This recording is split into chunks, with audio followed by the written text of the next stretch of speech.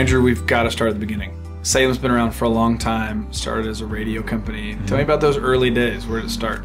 4 decades ago. It's kind of crazy to think 40 years. When you talk about ministry or business or anything, to see somebody in it for 40 years is pretty incredible. Yeah. So Ed Atzinger and Stu Epperson, 2 brother-in-laws, started this whole thing 40 years ago, both in California and North Carolina. They started radio stations. They just really felt challenged to spread the gospel, and the medium that they knew at the time was radio.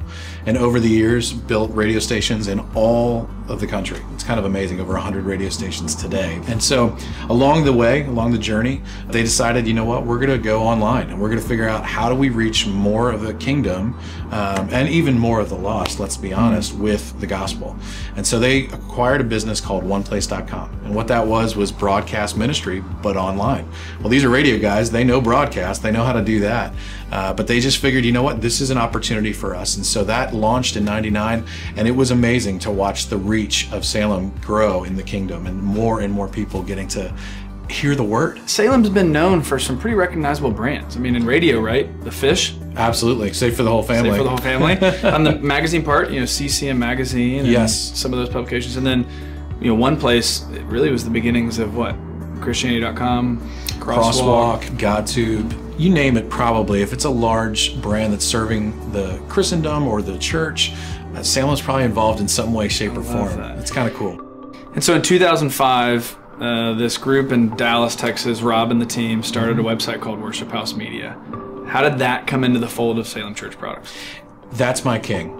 If you've seen that video, it was kind of life-changing for us. When we saw that video, we realized, wow, this is how people are getting reached with the gospel today. How can we be a part of that? And before you know it, we come to a place where God was calling them to some things and calling us to some things, and an acquisition of Worship House Media, this growing, thriving site, made a whole lot of sense. Well, and Worship House is really where we met. Yeah. I mean, we started Playback Media in 2009, 2010, that era, and we started creating content for Worship House. And I'll never forget meeting you, I believe, at a conference in the summer of 2011 in Dallas. You're right. And you guys had just acquired Worship House. I'll never forget when Rob sent out the email that said, we're selling Worship House. And our team was just sort of worried. I mean, we started going, oh no, there's a small team that loves the church and is so focused on relationships. And we were worried that it going from a small company to a bigger company, that we may lose that heartbeat for the church. It may become a little bit more about, hey, let's try and really grow this thing. But I'll never forget when you stepped on stage, you prayed for the previous team, and then you prayed for the future of Worship House.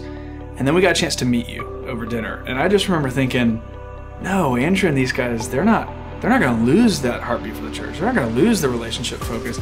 They're going to double down on the heartbeat for the church. They're going to double down on relationships. And it's just been amazing to sort of see that love for the church thrive and really be the guiding purpose of trying to find a way for Worship House to continue to grow. And I know that matters a lot to you guys. It does.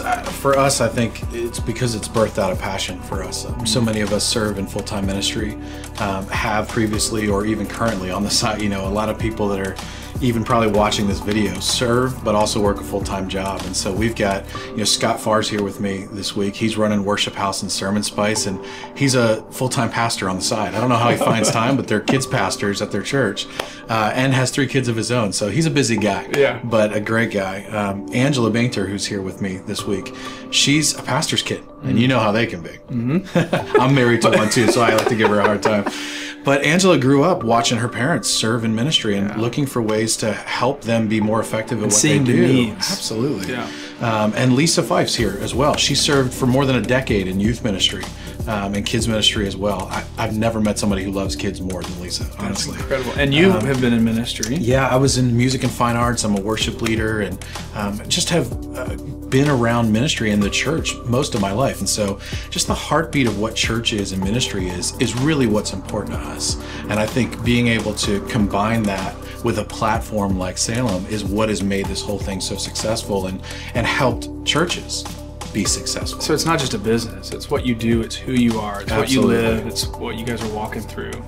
I think anybody can speak to, if you're passionate about what you do, you really don't feel like you're working. I mean, that's that old adage, but it's true. I mean, you really feel like, I'm excited to do this thing that actually impacts the kingdom. It's incredible.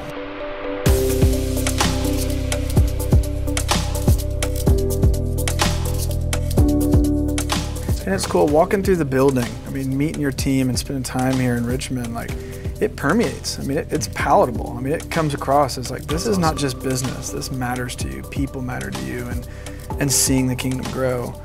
Now, obviously, this year at SALT, our theme being excellent. You know, the world sees more and excellence as this sort of like bigger, better, bolder, brighter. And God in Scripture, I really think, sort of says it's surrender, it's sacred, it's stillness.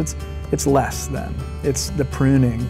Yeah. And I remember at dinner you telling me a little bit about that's kind of a similar season you guys are in. We, you know, honestly, after you're doing something for 5 or 6 years, you start to realize, like, I'm still doing some things we did 5 years ago, but I don't know why. And you realize that's not what we're called to. Yeah. I mean, there should be a level of excellence in everything that we do. And so I really spent some time, especially at the turn of this year, with God saying, Lord, give me your eyes, give me your ears. I want to hear what you're doing and saying, and try to evolve our business in a way that was going to be a better fit for the future. And so, you know what, we got off the shears and started cutting some things. And honestly, some of it's easy because you realize, you know what, we don't even have passion for that anymore.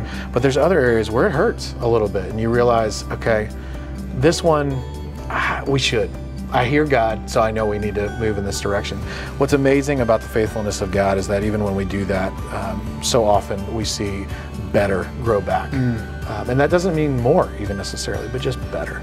And so I'm excited about the future for SCP and what that means for Worship House and Playback and all our other brands, because there's things that God is doing right now that I'm not even ready to share with you, but it's so cool to watch what's growing and what's happening. And so the future is bright, and I'm excited about that. And I think even creativity in the church and where we're headed across the board, the Big C church, I know that Salem's going to be able to continue to leverage its resources to help equip pastors and church leaders, and that's exciting. I love that. And I know that that's going to resonate, not just with, I know it resonates with me, this pruning concept. I know it's going to resonate with people at the SALT community. I mean, in ministry, that happens a lot. We do the same thing over and over, and we don't really know why we're still doing it. And it's just sort of asking that question, why? What needs to become less so we can make him more?